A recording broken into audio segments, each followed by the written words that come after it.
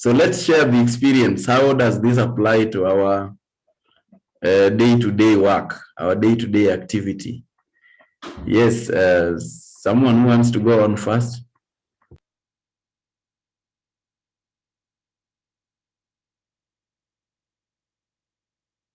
Catherine, I know you have some experience with this.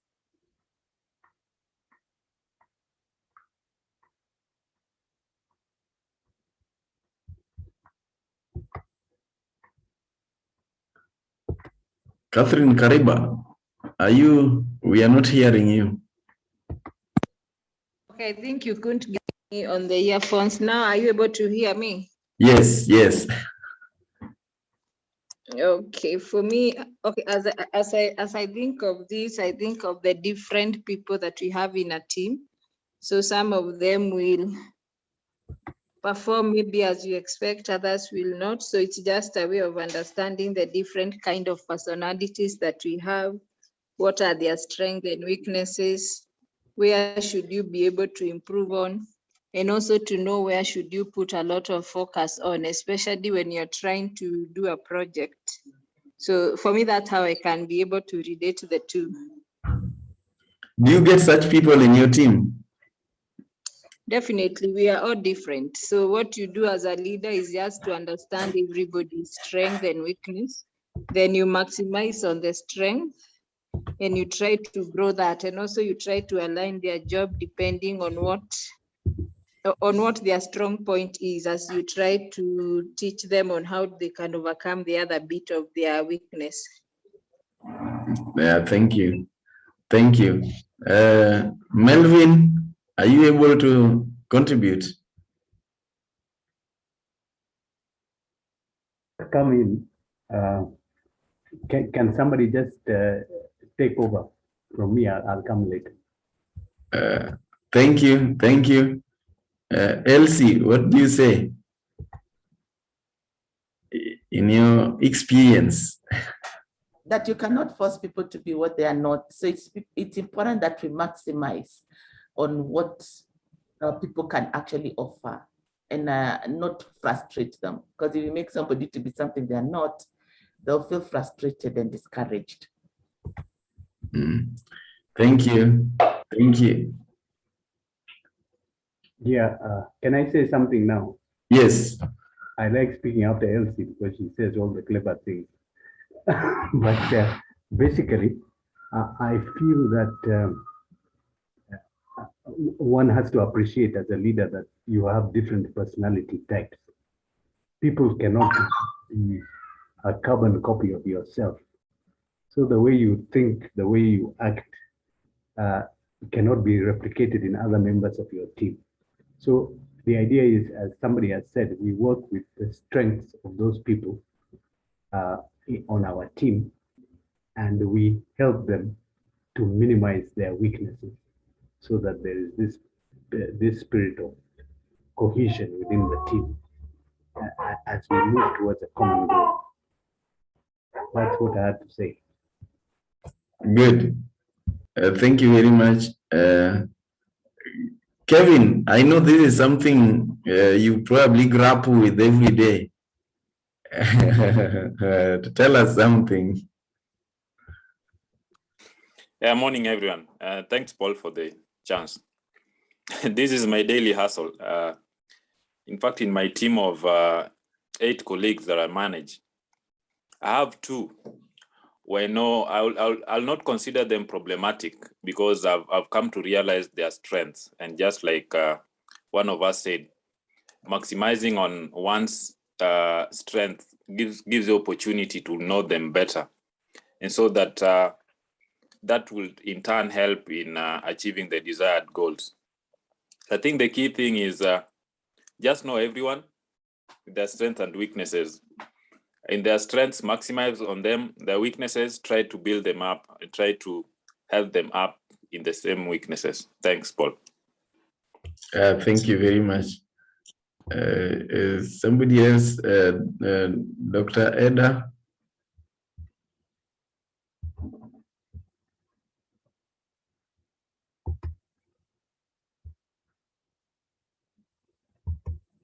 Is she there? Okay, maybe let me say the following before we come in again. All of us somewhat will be able to experience this if we are yet to. You can look at whether you are in an organization, a particular association, whether it's a club, whether it's a committee in an estate or some sort of organization. Things just tend to obey this principle of there are people who will be active when you are getting started. In fact, they will, more so when the team is being put together, they will be very active and they will somewhat make people to expect a lot from them. Yes, from their contribution, from how the intelligence they display, and the goodwill and everything. But then the moment you get started, you're going to realize that a lot of these people will never be available again. They will just start being committed. They are never there. They are hardly reachable. And this is something that we grapple with every single day as leaders. You always have targets you'd like to achieve. You always have some goals that you set together as a team. And then by the end of the day, you realize that you are left with them or just a few of you. And if you do not know this particular fact, you are going to be frustrated. You're going to be very much frustrated. You'll start wondering why others are in that team. You see, and this is something that I grapple with in every other day. The other day, I asked people in one of the teams, could each and every one of us just type, we are in a WhatsApp group, what your role is here and your contribution, and how you think you're doing, and whether you think you can do better or that is your marks. You see, and a few others responded saying, I can do better. My role is to this. This is my contribution. I can do better. I see I can do better. Others are yet to respond. That's the way life is. In January, I took one of my teams for a retreat, and we had some beautiful goals for the organization that we run. We had very interesting goals, and some of them were going to be, we were going to start working on them immediately. And they were to improve generally the whole affair of the organization and the affairs of the members of the organization, and to be able to even generate some extra income for the organization and such like things. And we wrote these things. We were very excited. People were very happy. But after that, after all this discussion, there are some people there, I'm yet to meet them. Yes, I'm yet to meet them again. Yeah. Others recently contributed briefly on WhatsApp. So I realized that at the onset, when we are setting goals, people will be there. And a friend of mine taught me this way back, and it's something we are going to discuss in the next chapter, that there are people who will even come up with an idea and be able to float it and sell it well and contribute in formulating this idea. And you feel like this is it. This is what we are going to do. And you are excited. The team is excited. Now, when it comes to execution, you realize that they are never there. And this is their idea. The way they envisioned it, the way they sold it, you would expect that they will carry the bigger part of the burden, but they don't. They are never there. You call them again and, oh, well, something came up, what, and by the end of the day, they are never there to implement it. So I learned this, a friend of mine, one of my mentors, taught me this a number of years back. And when we were setting up goals with people, he would tell me, you see, just identify people who are most active here. They will probably not be there when we are implementing this. So whenever we are picking projects, we've got to be sure, we've got to check the team, who is always there, who will be able to produce to what extent, and that will be able to help us.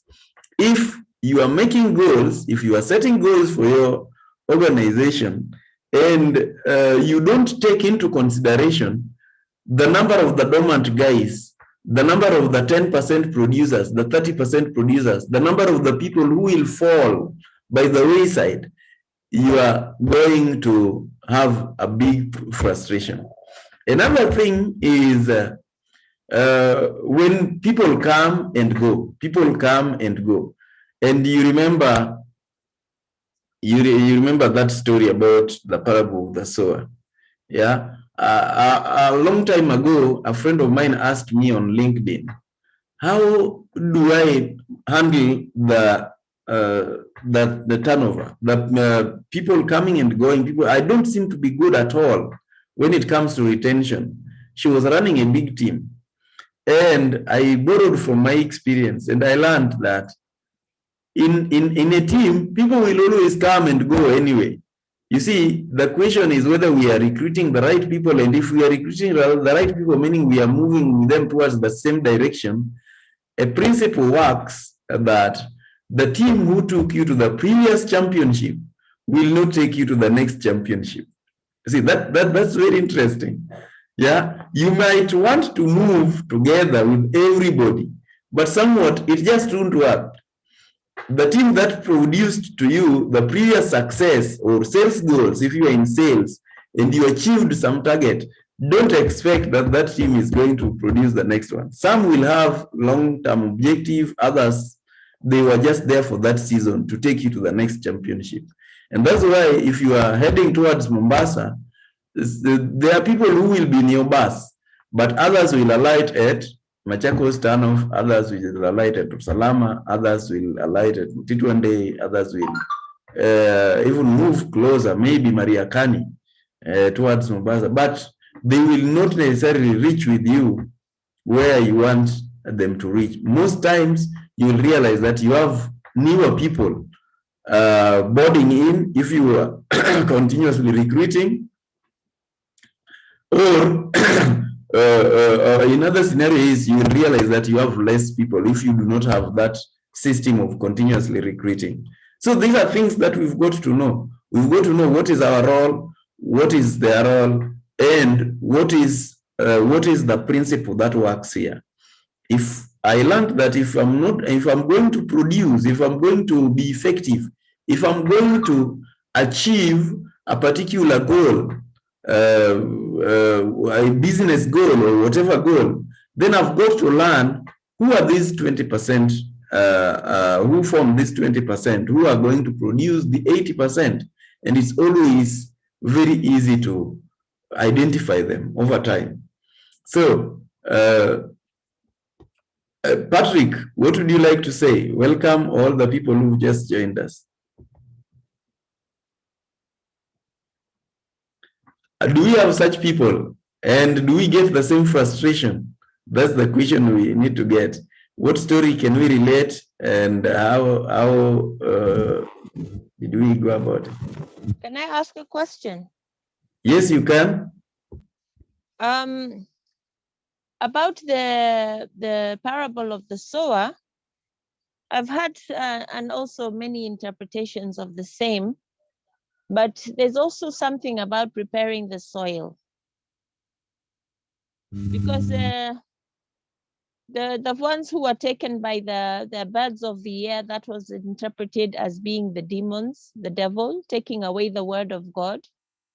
Then the one that fell in shallow rock, as soon as a challenge, they accepted the word happily, but as soon as a challenge came and their faith was tested, they kind of like fell away from the faith. Then the one that among the rocks, that grew among the rocks, they were choked by the worries and cares of this world.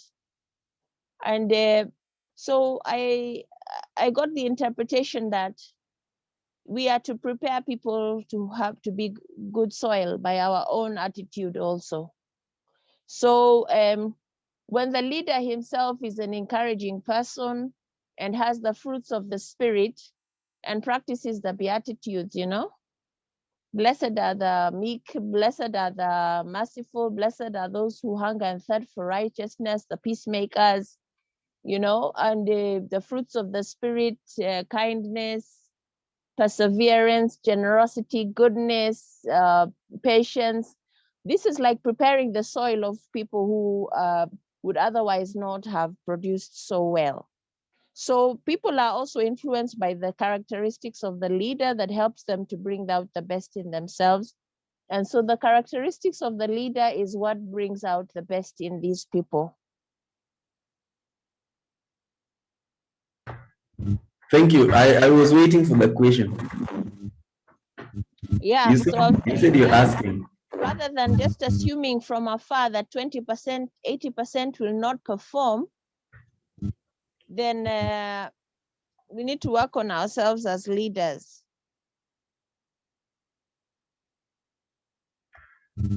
You're right. There is a role of leadership, and that is what we've been discussing from the beginning. Personal development. We are growing in our leadership. And remember, if you've been, and I know you can relate with this, like in the Kenya Catholic Doctors Association, you will check the percentage of the people who will be committed. You see, in every organization in which you are, there is always the role that the leader is going to do, and it doesn't matter how good the leader is. You started by the interpretation of the parable of the sower. All these stories are used to teach. You can interpret it depending on which situation you are in, and whatever you've explained is right. There is always something I love saying. If a leader's leadership level is at a particular level, and there are people in his or her team who sometimes these people will feel frustrated and they will quit. That is one of the areas where leadership needs to keep working on himself or herself so that you retain high quality people. And this we discussed at the beginning of the book. If our leadership level is low, we will not expect to have higher people of higher level of leadership to be with us for long, because they will somewhat feel frustrated because of the way you make decisions and something like that. I've seen this numerous times. Here is another thing. If a leader, you can mute. Yeah. Here is another thing. You will be able to do everything as a leader, but one of the things that a leader needs to be perfect in is identifying who is who. There is this statement that I love repeating, that ducks are just ducks and eagles are just eagles, and no amount of training, no amount of personal development is going to convert a duck into an eagle. You've got to know who are eagles in your team and who are ducks. Somewhat people are not the same. And if you try to set very high goals for people who can't reach them, for example, people who can only produce 30%, you set to them 200% or 100%, by the end of the day, they feel this is impossible. And we are going to learn this along the way when we are learning about other principles like incentives. You see, when you give people, you tell them, if you go do this, I'm going to do this. And in their minds, they know, I cannot achieve that goal. They won't even try it. So it's good to know that people are different. And when they come, we are recruiting, they will display a different character. You see, and I love saying that hiring is a gamble. You will get somebody maybe able to convince you and you feel like this is a good bet. But what happens afterwards is what will surprise you. That is where the truth is. And that's why I say, as we move on, as we move on in this world of technology, you're going to realize that most people are going to be hired based on their produce, not based on what they told us or what they presented to us. but based on their ability to produce, which is, it's going to be output based. So just get to know that no matter how much you work on yourself or you work on your people, and we love saying that it's better to work on yourself than work on your business or than you work on your job, there is no amount of work that is going to convert a duck into an eagle. And as we say, don't take your ducks to eagle school. It won't work. You will frustrate the ducks. That is the way it is. So just know the ducks for whom they are, give them duck size goals, know the eagles for whom they are, give them eagle size goals, you will be fine. That's the way it works.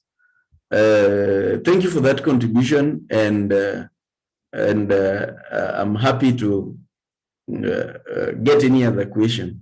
Welcome all the people who've joined us. I know all of you deal with teams. You can contribute. Yes, Musa, I know you deal with teams. You can talk about that recruitment.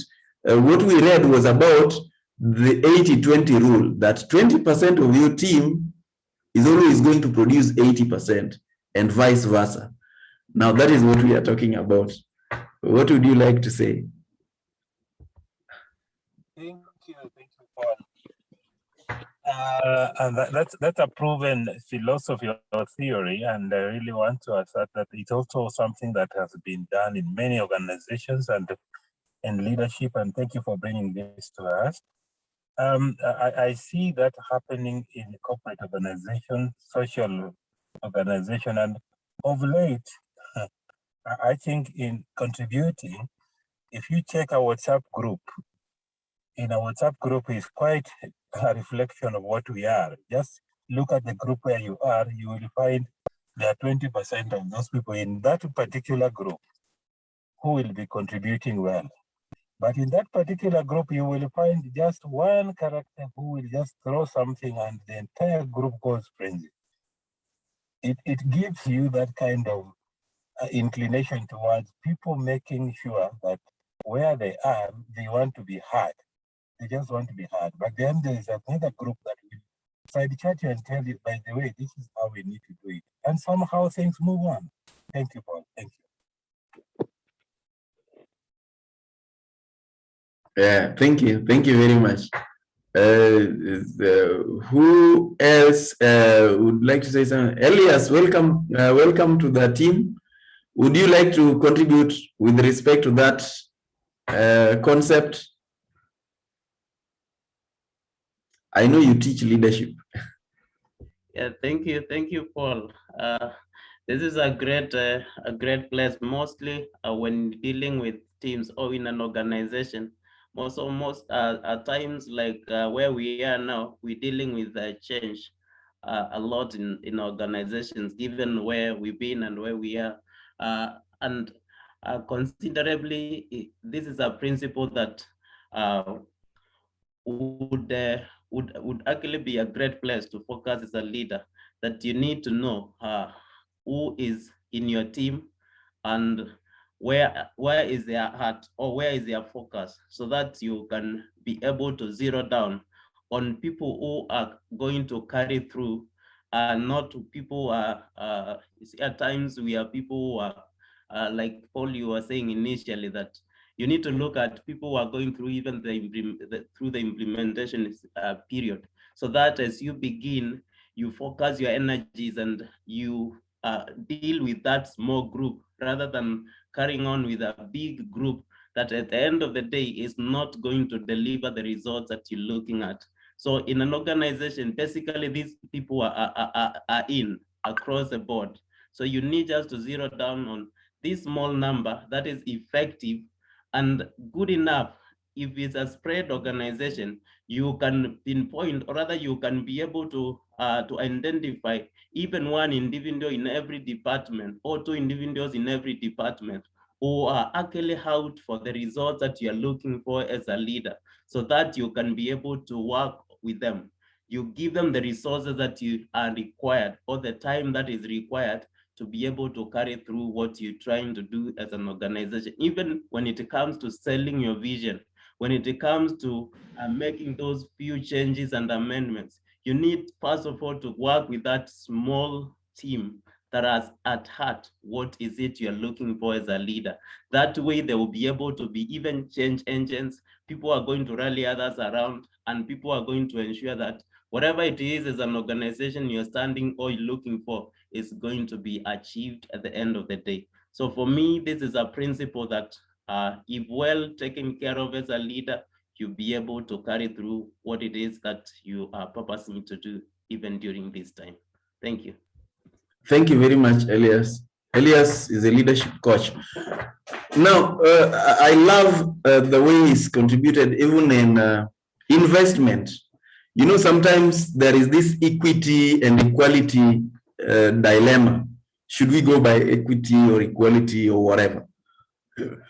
The question is, the idea is when you're choosing your investment in your people, a leader will learn to make his people or her people deserve his time or deserve certain things.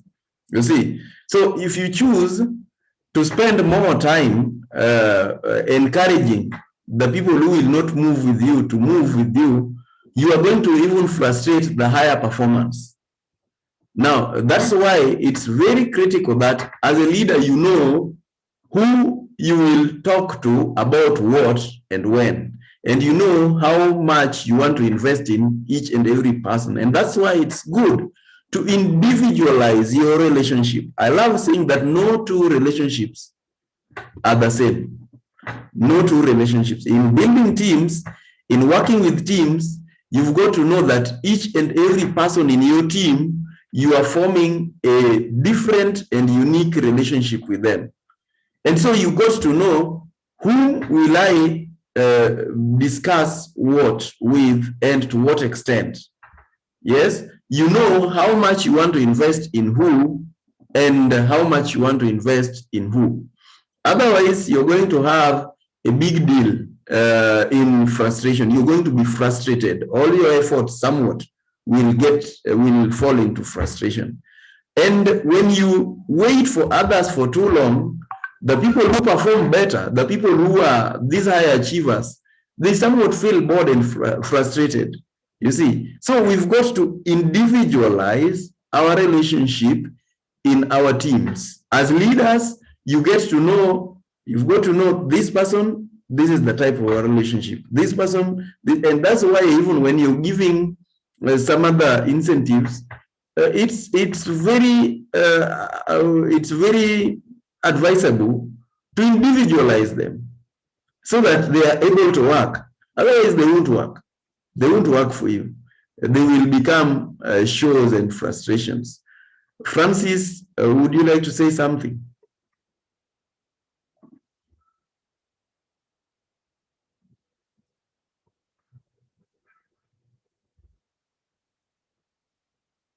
Francis Mbuva, we are almost closing. Christina.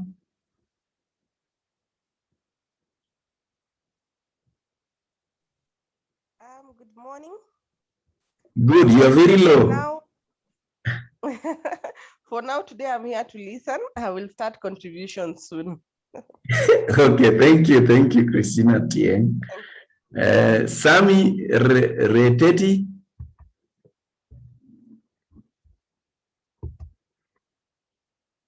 Parting shot. Hello. Yes, Sami. I'm so glad to be part of this leadership class. I'm a student. I'm learning, so I have nothing to say. I'm just absorbing info, and thank you very much. Thank you. You're welcome. Chris, what would you like to say your experience in your team?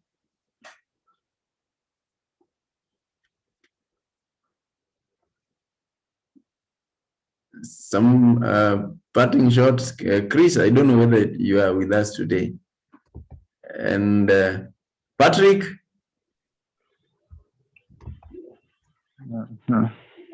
Good morning. Good morning, Chris. What would you like to say as we close? I know you are working in a team and with teams. For me, what I would say is you find that the 80-20 rule actually works in in almost every dynamics, every leadership on every team, because you find that given any contribution, the people who will contribute most is only a small number. The others will be, okay, we'll not say joyriding, they will be there hanging on, living with what the other 20% are saying. Look at organizations, the way they operate. You find that only very few people make it to the top. Why? Because either their decision-making styles or how they think or how they reason is a bit different from the rest. Not that the rest are not reasoning or thinking. Some choose to just stay like that. So the teams that we lead, you find that you only tend to concentrate on a few people. Why? Because you know that they are the ones who are going to produce results. They are the ones that are going to help you move forward. That's what I would say. Thank you, Patrick. I love that angle which we had not discussed, and this is some other place where I've really gotten frustration. That you are in a meeting, but everyone is silent. Yeah, just 2 or 3 people. At one point, I had to tell people that, you see, silence is overrated. You can say that when you are silent, you're wise. While one of my teachers told me, sometimes the people who are silent because they are not thinking. Everything just doesn't sound for them. They don't seem to be getting. You see, we need to be hearing our views. Yes, Chris, you were saying something. Oh, Paul, sorry for the silence. I was not hearing you clearly, but I can contribute maybe 1 or 2 points. Now, okay, I'll just reiterate now what you have just said on the relationship. I like that quote you have said. Every relationship is different. That is what I've learned a lot, and that one is a takeaway home for me. Actually, you have to individualize every relationship. That is, I've seen it, and you have said it well. Actually, that is what I'll say. I'll take home for the meeting. In the morning, I was not able to speak because I was nilikuwa nakimbizana na school bus. That's why I was in the bus stop. Okay. But I've learned a lot. Thank you. Okay, thank you. Thank you. Kiprotich, you may want to say something before we close. You are here ahead of the rest. Kiprotich, Yahil.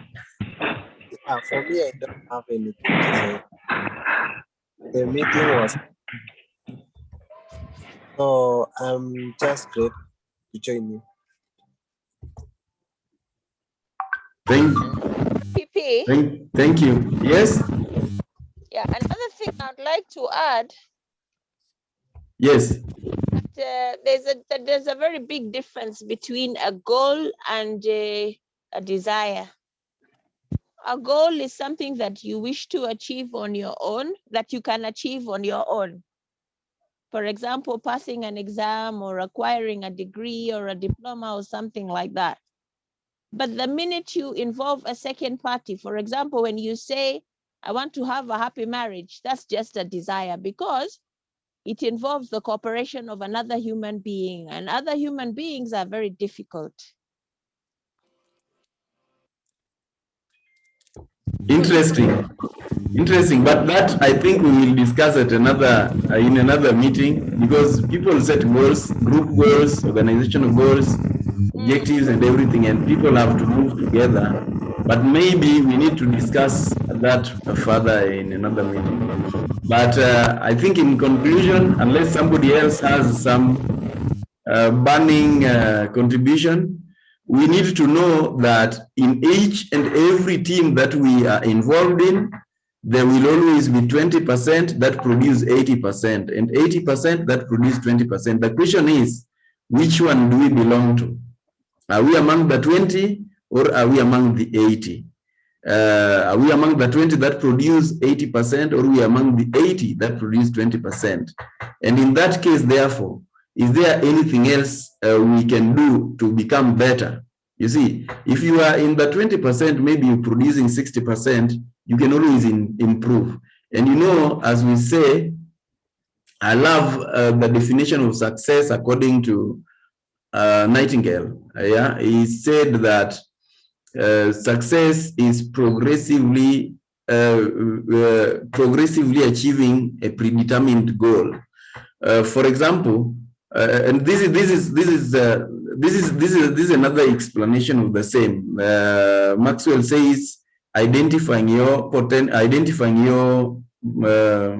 calling in life, your purpose in life, and then growing to your marks. Meaning, if you can produce 60 and you are producing 30, then you are underscoring, you are underperforming. You should be able to reach that your 60.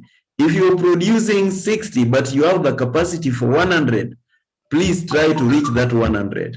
You see, so life is about continuous improvement. That's what people refer to Kaizen in Japan, that the Japanese philosophy of Kaizen. We continue to improve so that even if we are in the 20, remember amongst the 20, there could also be the 80-20 rule. That's the way it works, always. So let's always aim to be these people who are in the team, the first team, not the second team.